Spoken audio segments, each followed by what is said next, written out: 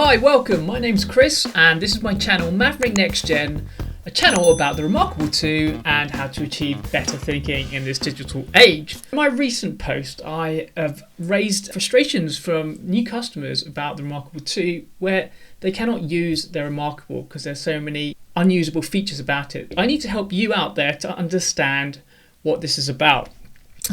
In the words of Columbo, I know what the other three guys told me, but I like to look around. I think whilst I got it back in November, it could happen to me potentially at any time. My subscribers provide it and we'll watch it together and I'll play it through the first time and then I'll analyse it and go through it second time around.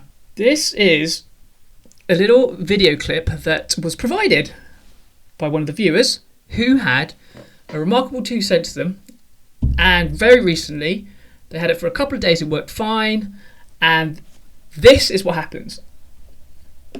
So if I play the clip,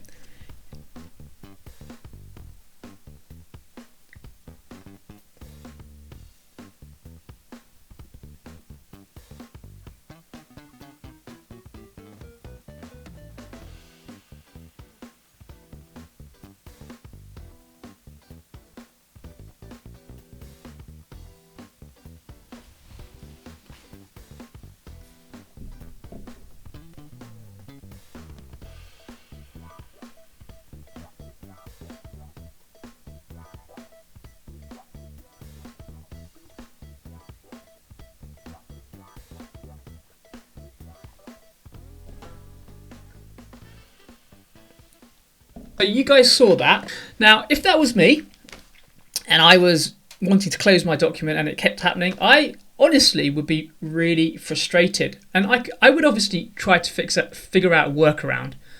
But you don't want to be doing that as a user. I don't have to do it. I don't have to put up with it. It works for me.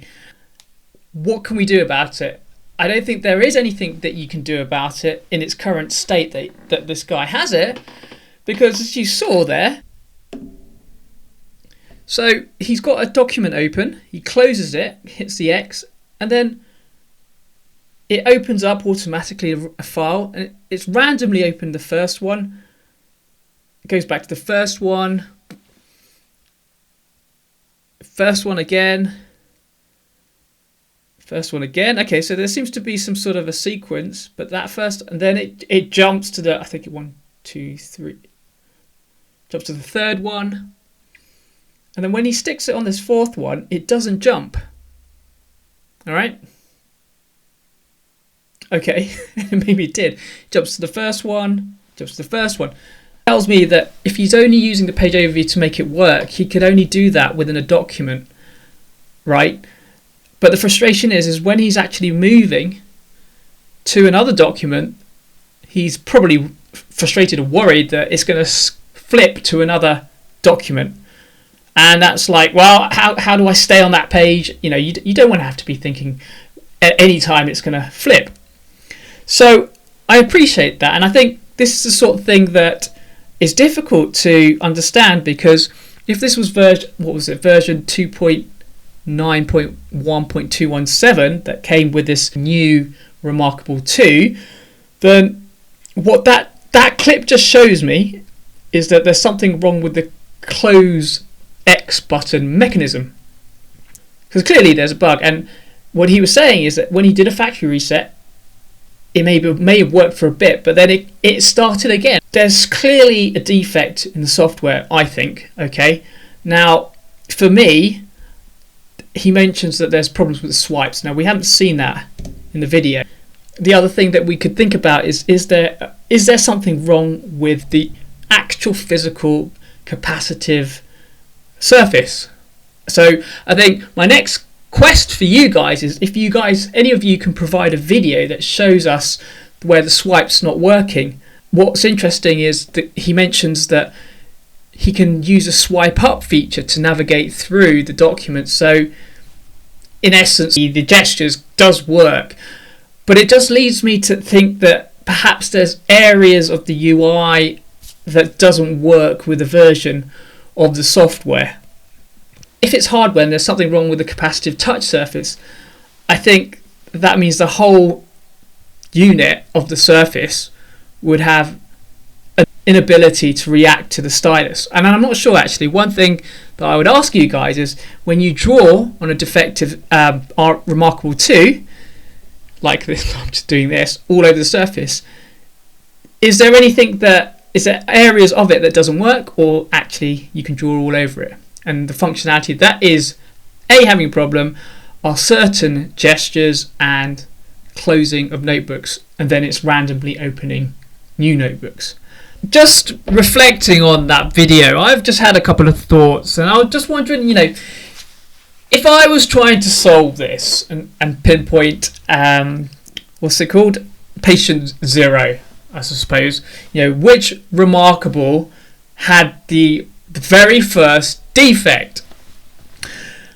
Now, something occurred to me that obviously you'd want to be able to audit and track the quality. We look at it, it's made in China, and we know it's handmade. Let's just say it goes through a pipeline and runs through some system tests, and it goes tick.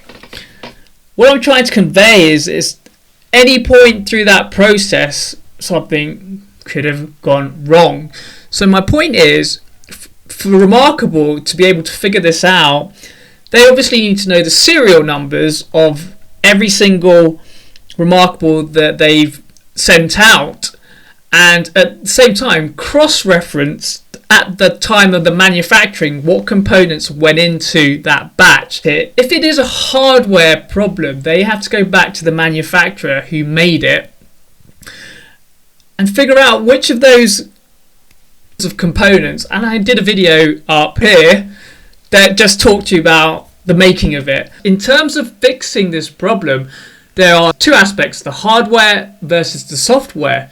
Now, in anything, to solve a problem, you need hands-on on the device, which is why Remarkable have said to people, please return the unit as soon as possible. Probably mainly because they want to get these devices, these defective devices, out of circulation, but they also want hands-on to run diagnostics on the device itself. Now, with the diagnostics, it's, imagine yourself going to a doctor's and you get a health check on your body. They would talk you through basically checking your hardware, your body, equivalent to the Remarkable 2 being the hardware unit itself. The hardware physicalities will get tested, and once they've cross-referenced everything against the acceptance criteria, they will go, okay, this is where it's gone wrong in the hardware, we can figure that one out. Adding software is another layer of complexity that could cause problems. But what's interesting from this current problem, is what I've been reading, is that it's happened on different versions. The different versions of the software, whether it be version 2.9, 2.10, that's currently, I think, released as a general release, is now out of beta. People are still facing issues. Whether those issues are consistent across software, I think you can see where the problem lies. It's a bit of a minefield. It's not unsurmountable, but you can see the concern from a consumer point of view is that they really need to hone in Remarkables until they have a handle on what's actually gone wrong. I think Remarkable really do need to send out a statement, just let the customers and likewise people who have already got the Remarkable know what the situation is. Sure, all of us, including myself, want Remarkable to succeed. I think if anything that you can take away, and that Remarkable could take away, is that they will learn from these lessons so this doesn't happen again.